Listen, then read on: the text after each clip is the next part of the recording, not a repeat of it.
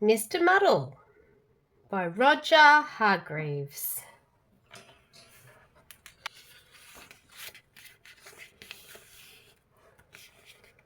Poor Mr. Muddle just couldn't get anything right. Everything he did, everything he tried, everything he said was muddled.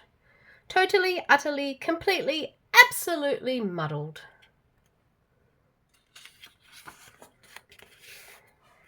Imagine, for instance, something as simple as hammering a nail into a wall.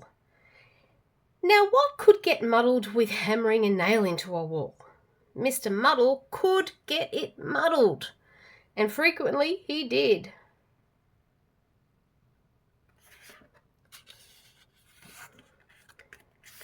Imagine, for instance, something as simple as putting on your coat. Now, what could get muddled with putting on your coat? Well, see for yourself. Only Mr. Muddle would put on his coat like that.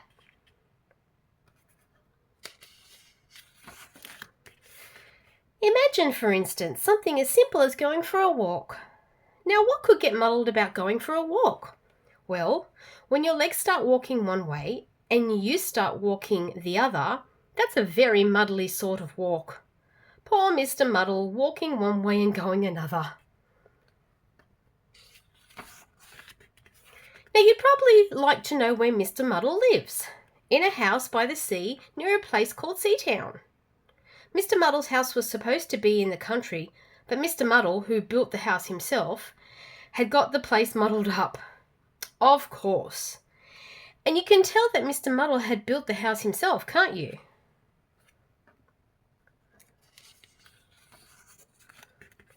This story starts one afternoon when Mr. Muddle was having breakfast.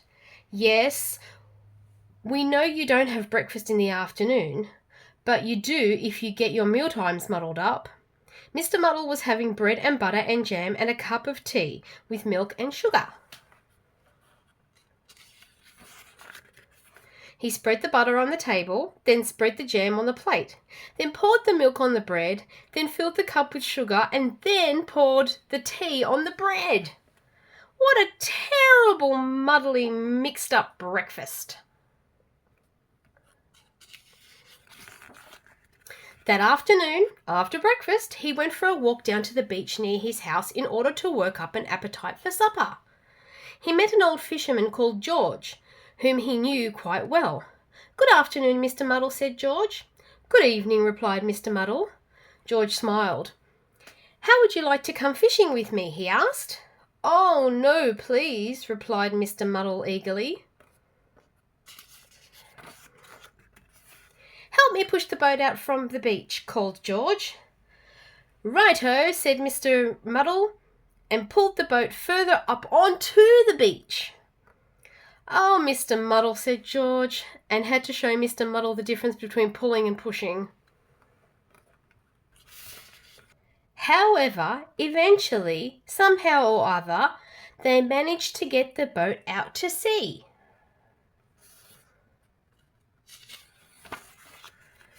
"Now let's fish," said George, dropping a fishing line over the side of the boat. "Righto," said Mr. Muddle, and dropped himself over the side of the boat. Splash!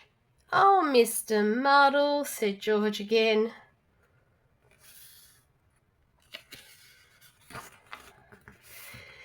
It wasn't any good, and they didn't catch any fish, and so they decided to go home before it became dark. "Help me pull the boat up onto the beach," called George. "Righto," said Mr. Muddle, and pushed the boat back into the water. George was just about to say, "Oh, Mr. Muddle," again, when he had an idea. He smiled to himself. "Help me push the boat out into the sea," George called. "Righto," said Mr. Muddle, and pulled the boat up onto the beach. "Well done, Mr. Muddle," said George. Mr. Muddle smiled a smile and went home.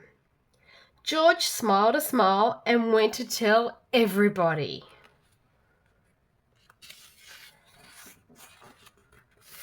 The following day, in Seatown, Mr. Brick the Builder asked Mr. Muddle to hold his coat for him. "Right-ho," said Mr. Muddle, and he held his ladder for him, which is what Mr. Brick really wanted. "Well done, Mr. Muddle," smiled Mr. Brick, who'd been talking to George. Mr. Muddle was very pleased. Then Mrs. Scrub at the laundry asked Mr. Muddle to pass her the soap. "Righto," said Mr. Muddle, and passed her a clothes peg, which is what Mrs. Scrub really wanted. "Well done, Mr. Muddle," smiled Mrs. Scrub, who'd also been talking to George. Mr. Muddle was extremely pleased.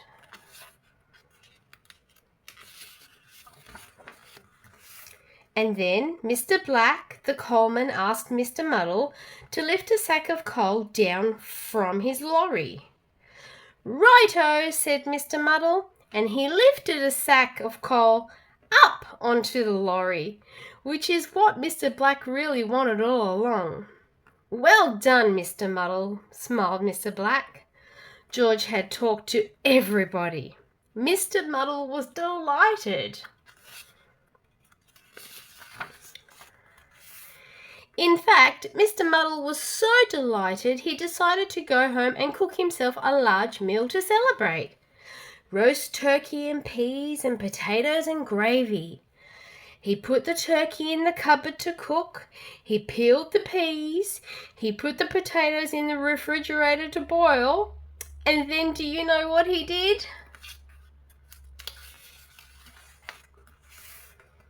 He tried to slice the gravy. Oh, Mr. Muddle.